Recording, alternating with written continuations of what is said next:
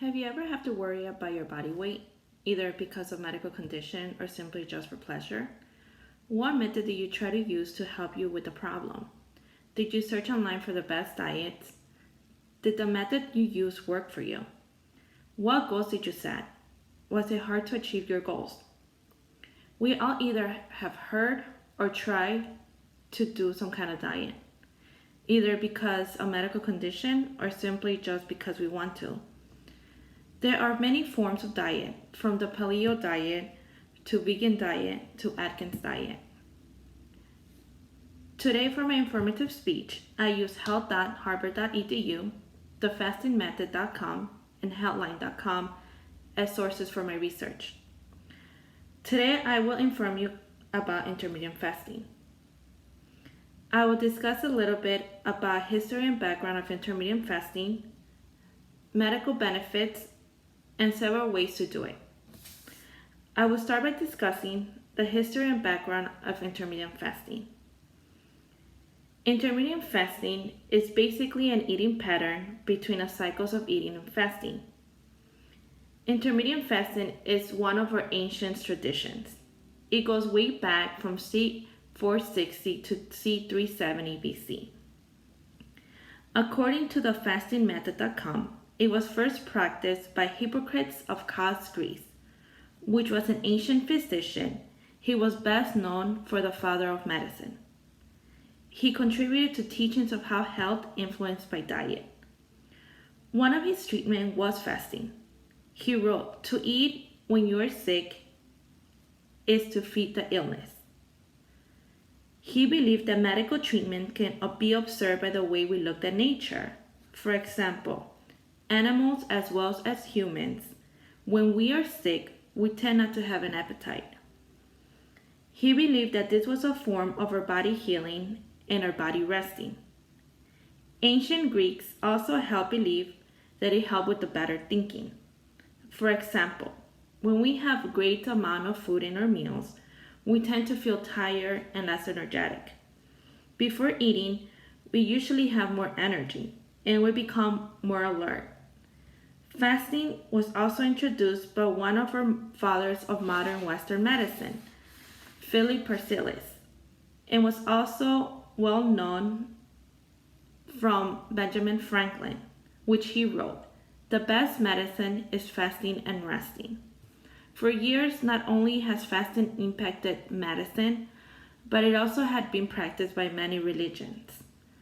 For example, Christ, Buddha, and Prophet Muhammad all believed the healing power by fasting, which is often used for cleansing of the soul and purifying our body spiritually. As we can see, fasting is not a new method. It's been around for years, and it is used for different purposes. Now that I inform you a little bit of the background and history of intermittent fasting, I will discuss about the health benefits that comes from it. When fasting, many things are happening inside our body in a cellular level. For example, insulin, which is a hormone that is produced by our pancreas, regulates glucose in our blood. Research has shown that it reduces 20% to 31%, as mentioned in healthline.com. This reduces 3 to 6% of our blood in sugar.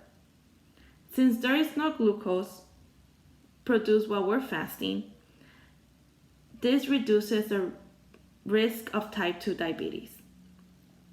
Fasting also increases growth hormone, which helps the breakdown of body fat and it gains muscle. Intermittent fasting improves cognitive function.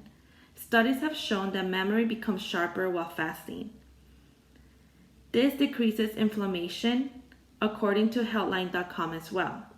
Studies have shown that monocytes, which are cells in charge of inflammation in our body, had reduced in blood, which causes less inflammation than those who didn't fast.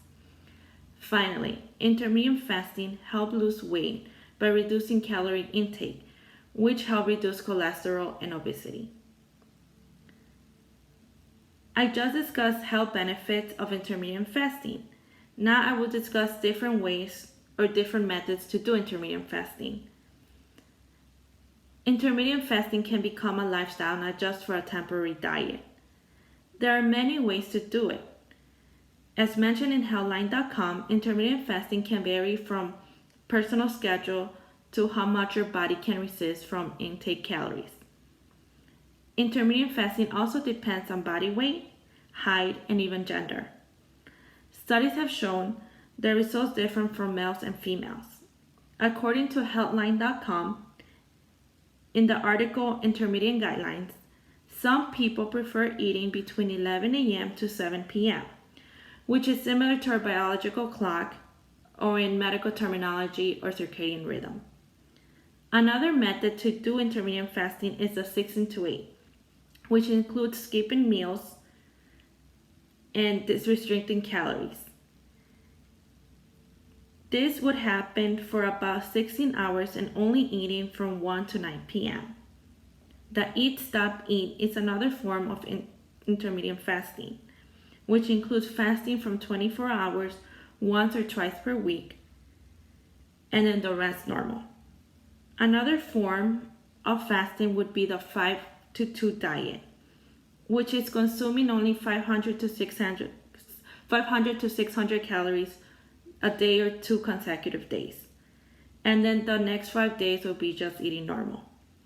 When doing intermittent fasting, you're allowed to drink water, which this helps hydrate your body, because water does not contain any calories whatsoever, so you're not cheating at all when you're fasting. It also helps reduce your toxin in your body.